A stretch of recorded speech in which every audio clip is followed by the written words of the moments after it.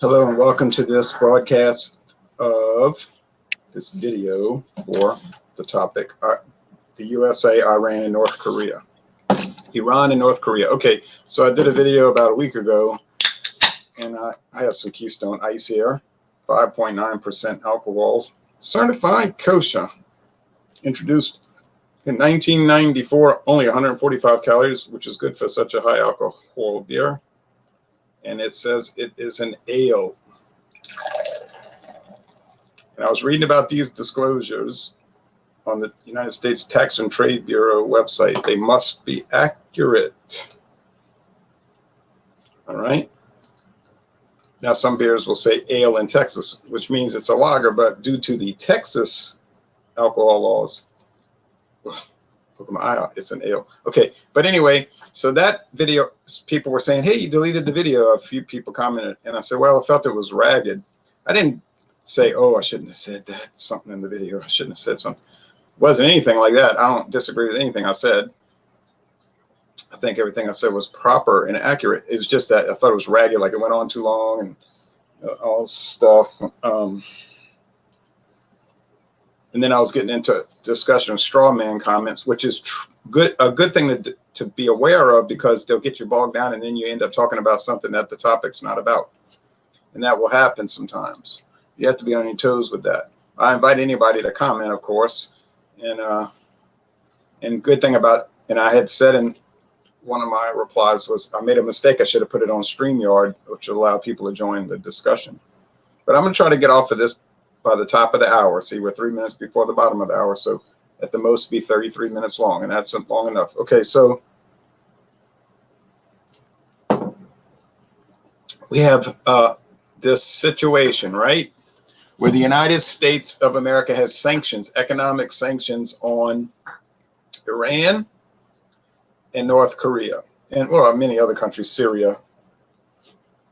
I should have entitled the video, the United States of America, Iran, Syria, and North Korea. But you don't hear too much about Syria anymore since Russia pretty much helped to win that war. I've been monitoring it. The enemy, the rebel territory keeps shrinking. There is a U.S.-backed territory, which I wish would disappear, because that's the whole purpose of this video. The United States should not be involved in these overseas conflicts. So this does not start with Trump. Now, the last video, some people started jumping in talking about Trump this, Trump that, like they don't like Trump. Okay, fine, you don't have to like Trump. And then they wanted to make it a Democrat versus Republican thing, which is this video has nothing to do with it. Okay, except that Donald Trump is the president of the United States, and before him, Barack Hussein Obama was the president of the United States, and before him, George W. Bush, and before him, Bill Clinton, William J. Blythe Clinton. Now, William Clinton. Now, and so on. But this policy does not start with Trump or end with Trump. It started a long time ago. This idea of the U.S. putting economic sanctions on countries that the United States determines is misbehaving.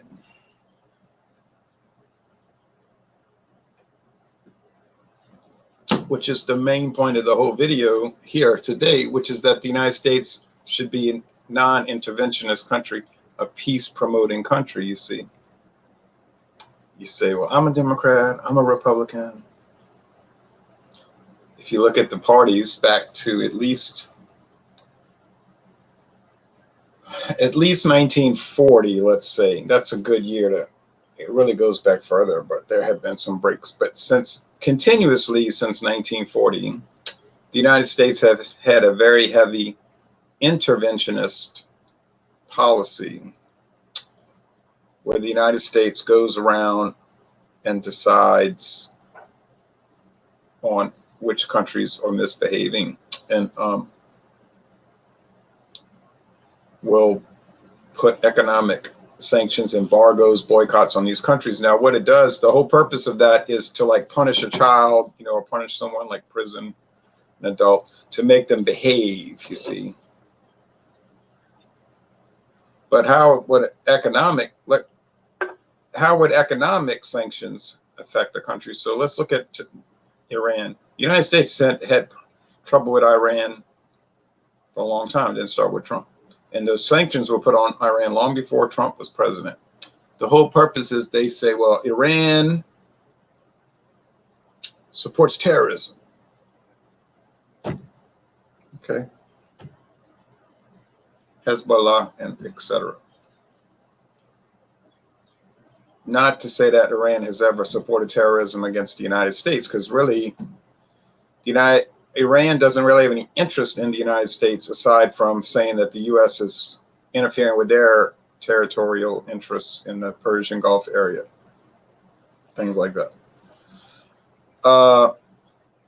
They have some squabbles with local countries like Saudi Arabia, the Sunni capital country, and Iran is the Shiite capital country. So they have a natural animosity. Saudi Arabia is the Arab, sort of like where the Arabic culture started. So like the Arabic Central and Iran being Persian, they're not Arabs. I hear some people saying that sometimes, those Arabs. I said, well, Iranians are not Arabs. They're Persians. And then these people, they say, oh, it's all the same thing. I say, well, no, it's not the same thing. If you weren't so busy being racist, you know what I mean? I'm using that in a lighthearted way because they probably just are ignorant. But in their mind, they're all the same. You know, they're all Middle Eastern. They're all the same, which they're not. So, but anyway,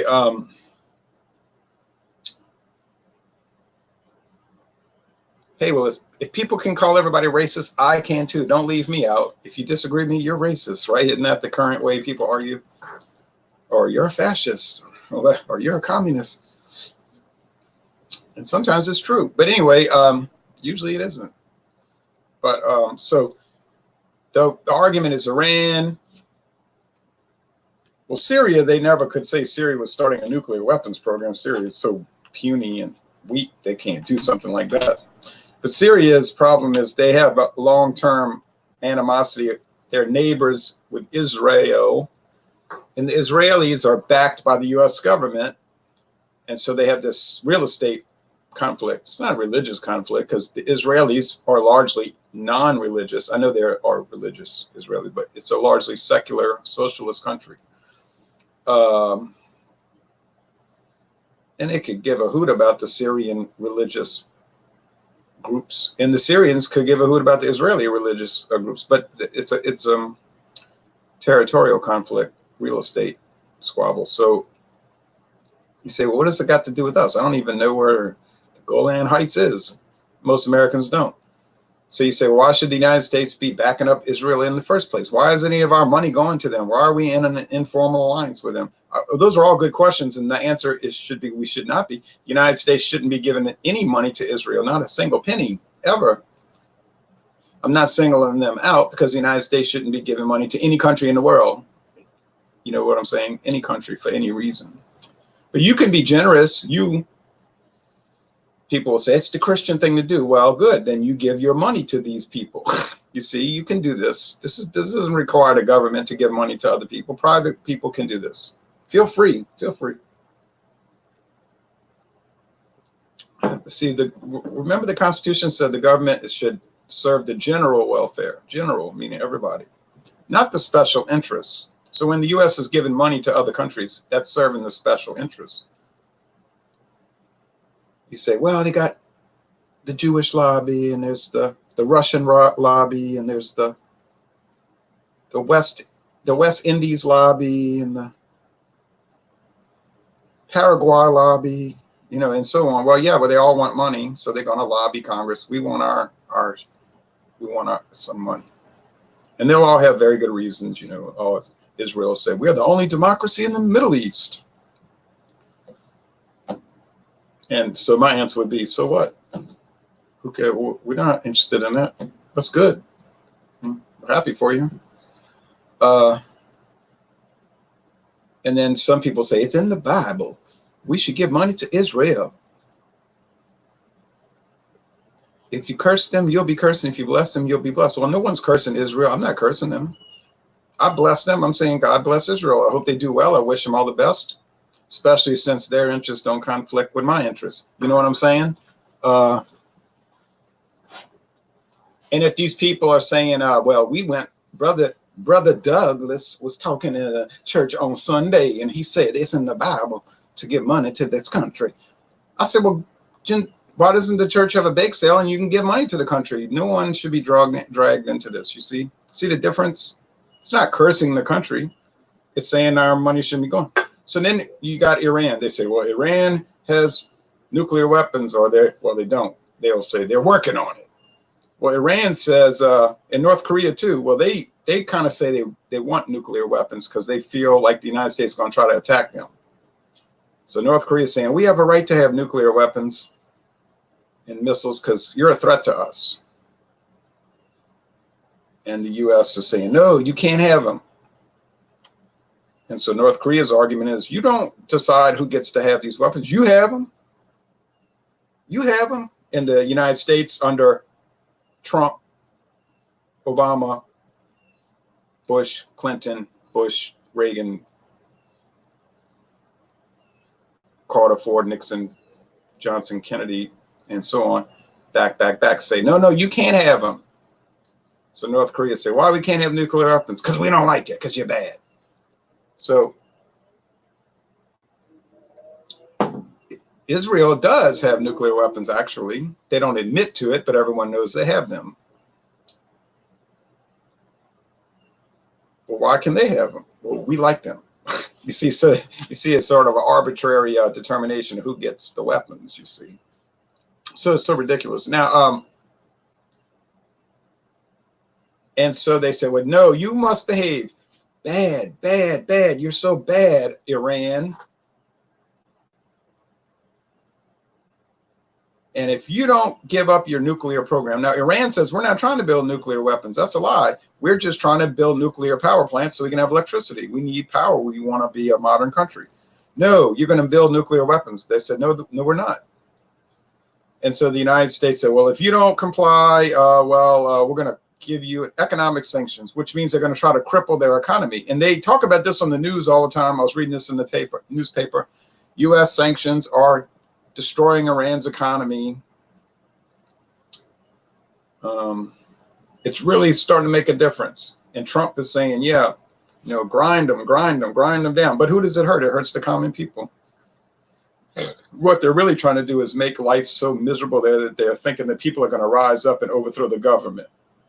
So they really want regime change. Now, when President Trump ran for office, remember what he said? We're not into all that regime change stuff.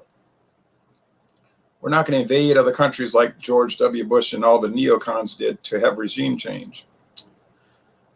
And that's true, he hasn't done that, but there are backdoor ways of doing it. And this is an insidious way because it's you're trying to break down their economy to make the people rise up and overthrow the government. So you say, well, that's not like an act of war. It's like you're trying to make war on the country on the sly, in a deceitful way. It's true. Economic sanctions and a trade embargo. And what the U.S. is doing is telling all the other countries that trade with Iran, you can't trade with Iran. And if we find out you're doing, we're going to put sanctions on you. So it's trying to put a ring, a monetary economic ring around Iran to basically starve them out so they'll behave. Remember, they did that against Iraq. Hundreds of thousands of people died during the 1990s under Bill Clinton. And they asked Madeleine Albright about it. And remember her answer? They're telling her about 100,000 people dying. 100,000 people dying. And what she said, well, it's worth it. That's her statement. It's worth it. We're talking about old people in a nursing home, little kids, babies dying, can't get medicine. Now, here's a woman who would have gone to every memorial about atrocities of World War II and would have made speeches. Isn't it terrible what they did to these poor civilians in World War II? We must never forget. We must always remember these terrible atrocities done during the war. But yet, it seems, and you've probably noticed this, that it's like some atrocities are okay, and some atrocities are not okay. Ronald Sutton. Yeah. You see, that's the kind of mentality that undermines the peace program, you see, because the neoconservatives, the liberals, you know, the Democratic, all of these people, they always want to have the war solution, the war solution. They don't mind. They want to bomb people, bomb. It's always those people, you know, bomb them. Which we talk about racism, you know, people on Facebook always talk about racism. You know, you get so sick of hearing it. But that would be the true example of it, because what you're really saying is they're worthless people. Like they're, because of their ethnicity or whatever, they have the less worth, you know. It's okay to kill them, like the Japanese in World War II. You bomb a city and kill 100,000 people who are going to church, like one of the biggest Catholic cathedrals in the world. They were at Mass, and the Hiroshima attack killed all the people at Mass. Those kind of things. So, but the attitude that you'll hear people say, you know, what their mindset is, well, they're just a bunch of Japanese, so who cares if they die? You know, it doesn't matter. 100,000 people here, 70,000 there in Nagasaki. Big deal, you know, no big deal. They're not Americans. But when 9/11 happened, you know, oh, people were going cuckoo, you know, riding around with flags, you know, and stand up, take off your cap, and all this ultra patriotism and everything, and really out of control. And how dare they attack us? We're the special country, you know, we are above that. And I was thinking to myself, you know, it's okay to attack civilians from those lousy countries, those lesser people. You know, it's almost like they're thinking like the subhumans, like the German National Socialist government called people under people, you know, Untermenschen, under people, like subhuman. So, and then those same people will say, those evil Germans calling people subhumans. And then they'll turn right around and say, those stinking, you know, people, send them a bunch of nuclear weapons, bomb Tokyo, bomb them to death, you know, all these things. So their thinking is like warped, you know. Now here's 17 minutes left on the broadcast. You may disagree. You might say, you're totally wrong. Some people deserve it. You can come on this broadcast. You can come on here and state your piece. If I'm wrong, okay, tell me I'm wrong. Tell me it's okay to do. Now, when you put an economic embargo on a country like Iran or North Korea, and you're destroying their economy, making their people suffer, which I said is an act of war. Now, remember in World War II, the Japanese warned. They warned.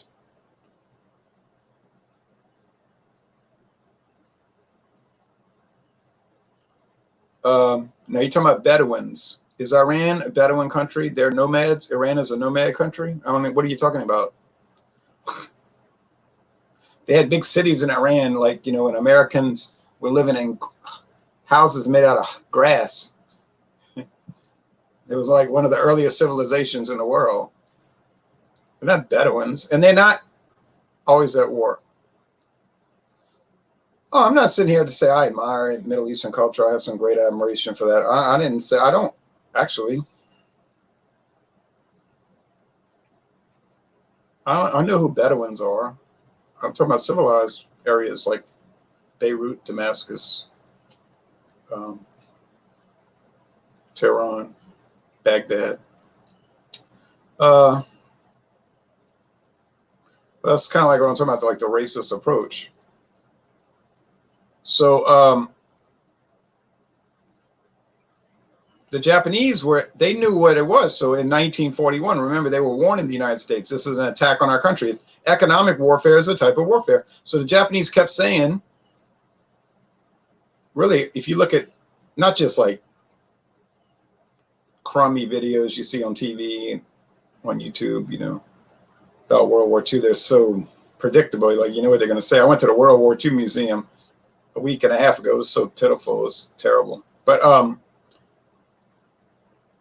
like the real news, like actual, they were warning for months. They were saying, it's going to lead to, the Japanese were basically saying, if you look at the articles, it's going to lead to a war. You know, we're going to retaliate. We're going to retaliate if you don't stop these And I'm not defending the Japanese attack on China in 1937. I'm not defending that. It was a very stupid thing that they did, and they got caught in a stalemate war. They could not win. They had no hope of winning. It was destroying their country. But the United States decided to take sides, to take China's side. And so when you interfere, if two countries are fighting and you take the side of one of the countries, then automatically you're an enemy of the country you're taking sides against, right? It's common sense. If two men are fighting and you jump in and start stabbing one of them, the person you stabbing might take it as an attack. You know, they might interpret that you're being hostile. I would. So the Japanese interpreted that as it should have been interpreted. And they had been interpreting these things. Oh, good, Alex. Good afternoon, Alex. I'm going to post these comments because it'd be too hard to read them all.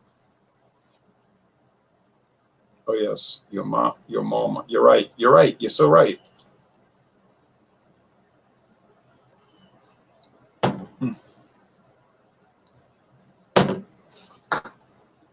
Going. Grinder says, hey. So, that's a great beer, really. I don't care what anybody says. Anybody says. All right, so the United States, you could, and I would, you could show a history of aggression towards Japan going back to 1907. The U.S. sending the Pacific, we call it the White Fleet because all the ships were painted that very light gray, like a white, to Japan on a goodwill visit. But the Japanese interpreted what it was meant to be, a show of force. It was basically Theodore Roosevelt sending that fleet to Tokyo Harbor saying, you see this? This could be attacking you. You get it? But they got it. They said, we get it. And they started a huge arms race. They started building up a bunch of Navy ships. And so, sure enough, they attacked. December 1941. But they said, it's not like they had been warning about this for months. They kept saying, keep pushing us and we're going to fight back. We will fight back. And they did. So they weren't, you know, when the Japanese gave you a warning, it was no joke. It was no joke. You'd had best heed it. Iran is saying that too, you know, stop picking on us. We're going to fight back. But they don't really have any way of fighting back. You know, they can't really do anything. They're trapped. Like, I mean, they could make these little attacks, like on Saudi Arabia. They said Iran did it, you know, with the oil refinery being bombed, attacking a ship here, attacking a ship there. That might not be a bad idea because what you do is you cause little problems, but you stop short of some big catastrophic Pearl Harbor type thing. And what it could do is it could make it to where Trump might say, you know, I don't want to go to war because I got all these advisors, these war hawks in my cabinet that only answer they ever have is go bomb somebody. And he knows that. But on the other hand, this is not even worth it. You know, I mean, who cares if they have nuclear power? They say they're not going to build nuclear weapons. The United Nations inspector said there's no nuclear development. He could just be waiting to get reelected because he can't do anything if he's not in office. You know what I mean? He might be way more pro-peace than he's seeming to be. He seems to sort of be that way. He might be way more, you know, he might be much more into the peace movement, like I called myself today, than it seems. But you can't promote the peace movement too effectively if you're not in power. So if he can get reelected and then have a Republican House and Senate.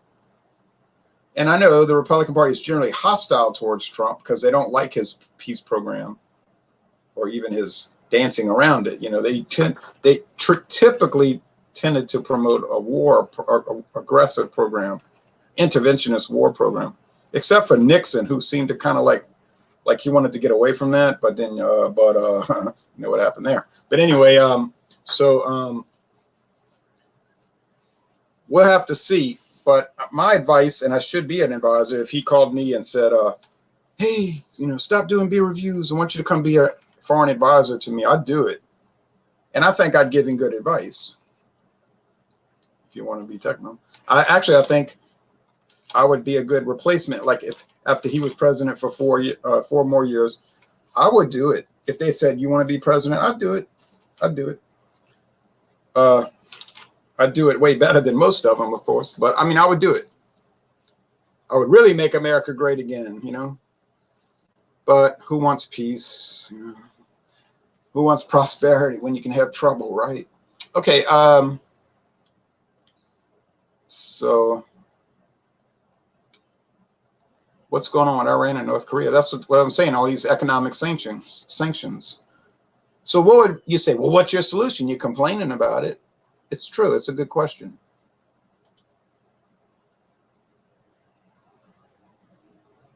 He loves it when I talk about climate change. I like to talk about climate change. I'd never comment on these subjects, but I want to say I agree with you. Thanks, Jason. History is written by the victor. Truth may not be truth after all. That's right. It usually isn't. Or it's so twisted, you know, that it's practically not true. Ron, is there anywhere overseas you are okay with our troops being stationed? I was drinking Keystone Ice. No, I don't think U.S. troops should be stationed anywhere overseas.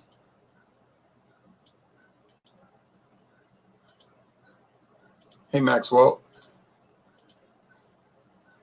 My plans for today, taking it easy.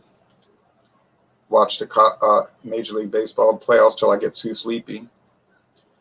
The Republican Party does not like Trump because he does not belong to their club. It is a scam. The two-party system. Right, he's not part of the club. Do I have to walk around the city? If I'm in the city. Oh, here's a troll.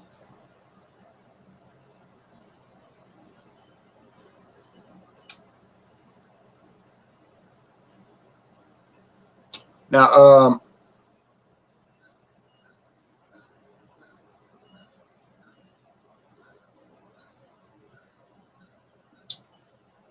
my solution would be simple. It's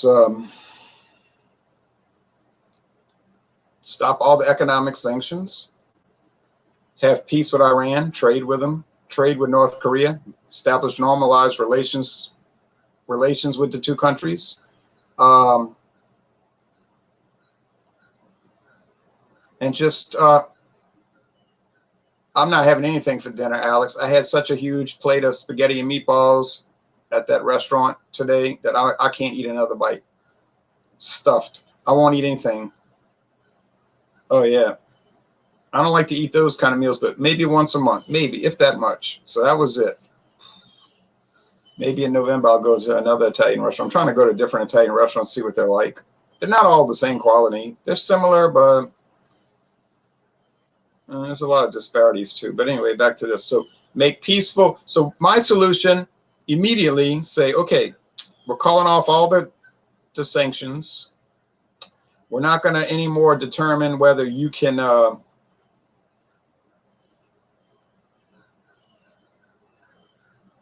have nuclear power or not. It's really none of our business. It's if you want to waste a bunch of money on that, but yeah, it's not going to be worth it. Nuclear weapon, now nuclear power might be worth it if you have much better infrastructure, electrical system. That might work. Make cheap power for the people, cheap electricity. So, right, it was my dinner that I ate for lunch. You're right. It wasn't a lunch. It was a dinner. Believe me, Alex, it was, whoa, a dinner. Trade with those countries. Now, of course, you want to do like Trump saying fair trade. Well, I agree with fair trade. I'm not a tariff guy. But if you say, okay, like, let's trade, Iran will have trade. You buy our products, we buy yours. I believe in free trade, no problem. But if they start to say, look, when American things come in, it's going to be a 20% tariff. I would say that's fine. But there's going to be a 20% tariff on all Iranian imports. I mean, that's only fair. And if they say, well, it's going to hurt our economy, I'd say, well, then get the tariffs off of our stuff. And I know countries do other little insidious things, like they'll have extremely strict inspection protocols where they'll claim, oh, we got to make sure like automobiles, we have to make sure the vehicle's safe. And they'll start, but the Japanese would do that in the 1980s, point out little, like the most minute so-called problems with the car. That's for the consumer to do. If the car is bad, they won't buy it. It had nothing to do with safety. Like, oh, this body side molding is slightly off where it was attached. Like, it has nothing to do with safety. The reason the Japanese did that is they were trying to make it so difficult to import the cars that you couldn't buy American cars, make it practically impossible. But you can handle those kind of things because you can warn the country, if you don't stop doing that, we'll just increase the tariffs till it's no longer in your interest to do business. But the countries want to do business. They'll get away with what they can get away with. If they can deal with a country that's going to put 0% tariffs on them, and they can put 27% tariffs on you, they're going to do that. People are going to take advantage of what they can take advantage of.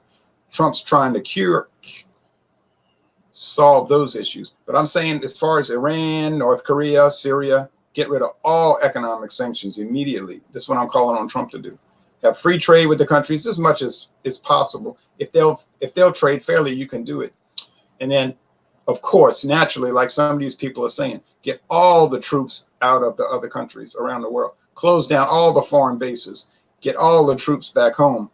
Can you imagine how much money would be saved on a year-to-year basis in the U.S. budget? How much smaller the military could be? Now, I know what some of the people are going to say. You don't like the military. Hey, I like the military as much as anybody else. I just like it to be way smaller. You know what I mean? Like way smaller. So all these things can be done. They can be done. Will it be easy? No. Is it achievable? Yes. It can be done. It can be achieved. You don't have to have a war policy. Just because it's been going on since 1940 doesn't mean it has to keep going on. Now, but a lot of people are ignorant. They get caught up in the Democrat versus Republican thing. They'll go, I watch them on Facebook. Democrats this, Republicans that. They go back and forth. But they don't like me, because I'll point stuff out, like whatever side they're on. I'll say, yeah, but blah, blah, blah. Oh. And I'm like, what's wrong? I didn't take your side. But you're caught up in party politics. And that's just a game. Like somebody said, the great scam. It's a very bad scam. But if you don't fall for it, then the scam can't work, you see? Scam won't work. But it's so comical. I remember Obama was given the Nobel Prize for Peace. He even said, I don't know why I got this award. He had never done anything when he got elected. He just got the prize. I wouldn't have accepted it. I'd have said, no, give it to somebody that deserves it. I haven't done anything. But he did nothing to earn it because he was there for 8 years and he was a war president. He was a war president. Think of all the nefarious things he did against Libya, Syria, and all that. So he was part of that same establishment, rat crowd, pro-war crowd. They always make excuses. Oh, well, freedom isn't free and you got to have war so you can have peace. Oh, same old junk, same old poison they've been selling us for 79 years. Don't believe it. It's a bunch of lies.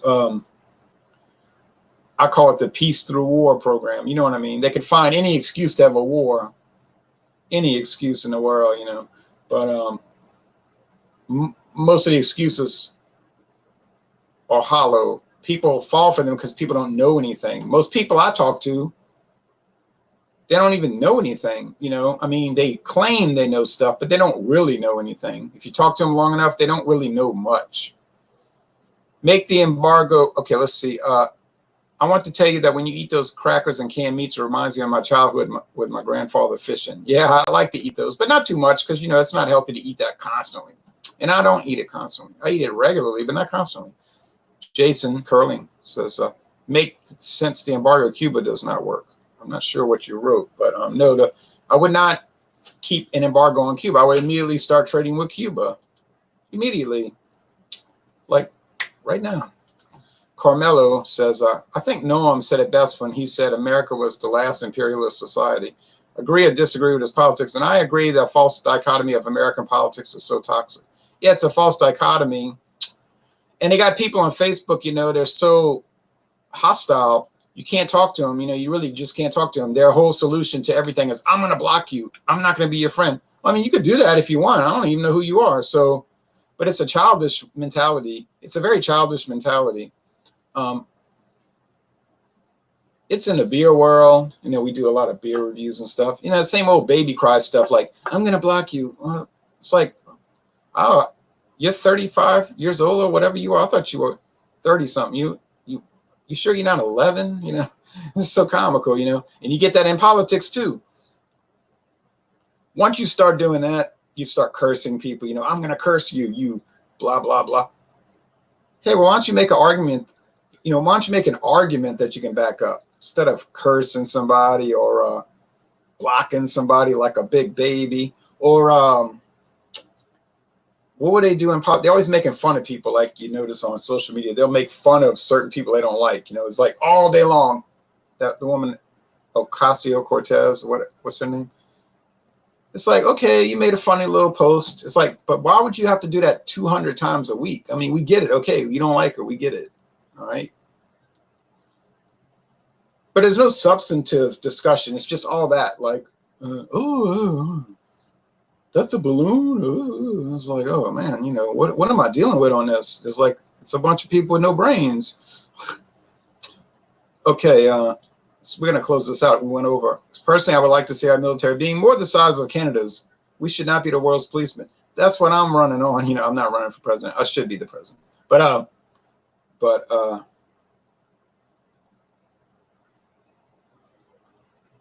you're right. Should be size of Canada's. Life is not black and white. There's a lot of gray. I don't know what you mean by that. People always use that argument to support intervention around the world. But it's not all black and white. There's a lot of gray. I guess they mean gray, meaning we have to have troops everywhere. Well, if that's the case, there must be a whole lot of gray. And they'll always find an excuse for gray. They got troops everywhere, man. You are talking too much common sense, says Jason. I always talk too much common sense. Always. But you can do that when you're in the peace movement. If you're in the anti-war movement and you're part of the non-interventionist movement, you can always talk sense because you have the right position. You know what I'm saying? You don't have to like dance around things or like equivocate, you know what I'm saying? Or use sophistry. You could just state it. Then you got it. See what I mean? You got it. So that's why these forums are open. See what I'm saying? They're open. They're live. You can join it. They're open. You know what I'm saying? If you're feeling strong, you could join and come after me. I mean, you're going to lose. I mean, we already know that. We know that. But it'd be fun to watch you lose. You know, I'm not saying that to ridicule you. If somebody came on here and came after me with the pro-war movement, I wouldn't put them down or curse them or say bad things about them. I would let them talk for 30 minutes. And I would be taking notes. And then I would destroy them. You know what I'm saying? You know, destroy their argument. And they would feel mad. And they'd probably, you know, say, I'm going to block you on Facebook or whatever, you know, but that's all you can do because you can't win. You can't win. You can't. It's so odd. It's so odd to watch old debates like William Buckley and Gore Vidal. We used to have intellectual conversations. Oh, yeah. I mean, if you watch those old shows, it's so different than the trash on CNN, Fox, MSNBC today. That's like the idiots parade. You know what I mean? I watch it as much as I can take, but I can't take too much. It's very low quality. Very low quality. But it's see what I mean? It's TV for the masses. It's television for the suckers. You know what I'm saying? And that's why Trump is hated so much, because he's like different. He's not part of that. That's what people don't get. I mean, he's goofy and he's eccentric and he has strange mannerisms and all that, but none of those things really matter. He's not juiced in, you know what I'm saying? That's why they hate him, because he's not part of that paradigm. And they don't want deviations from the norm. They don't want deviations from the paradigm. Because then what could happen? They might have a peace president. We can't have this. And that's why they had such an anger against him from the get-go. When he made his speech to 60 Minutes, or his interview with 60 Minutes in August 2015, I believe it was August. And he said he was going to adopt a non-interventionist policy as it concerned the Arab-Israeli conflict. I said, that's it. It's going to be everybody versus Trump right starting tomorrow. And it was on a dime. You see, before he made that 60 Minutes interview, he was laughed at. You know, the major media said, oh, the clown is there. You know, it was like a frivolous joke. Like, this guy, he likes pro wrestling and all. This is silly. But when he made that 60 Minutes interview, they got scared. They said, oh no, this is the real thing, you know, this is the real thing.